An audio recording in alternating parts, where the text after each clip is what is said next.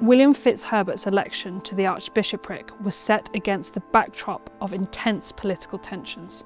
England was in chaos. A civil war between King Stephen and Empress Matilda had torn the kingdom apart. The Archbishop of York wielded great spiritual and political power, so it wasn't long before the election process became embroiled in a similar battle for power.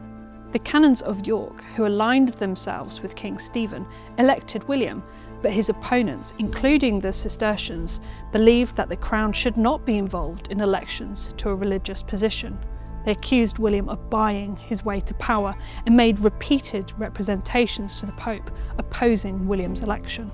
They had powerful advocates, including Bernard of Clairvaux, then one of the most influential churchmen in Europe. Determined to remove William, they travelled all the way to Rome to appeal directly to the Pope.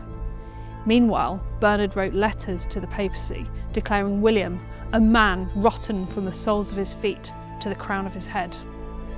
Some of William's supporters, outraged at the opposition of the Cistercians to William's election, set forth to Fountains Abbey in 1146 and burnt it to the ground. For several years, William remained embattled, in position but without confirmation from the papacy. William anxiously awaited the arrival of the pallium, a narrow white band of cloth worn around the neck that, alongside the ring and the mitre, were symbols of his office as Archbishop. But before William received the pallium, everything changed. The Pope died, and in 1145, a new Pope, Eugenius III, sympathetic to his enemies and himself a Cistercian, ruled against William. He was stripped of his archbishopric.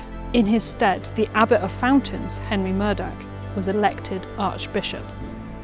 After this, William travelled far from England, even reaching the court of Roger II, King of Sicily. Eventually, William returned to Winchester, his childhood home.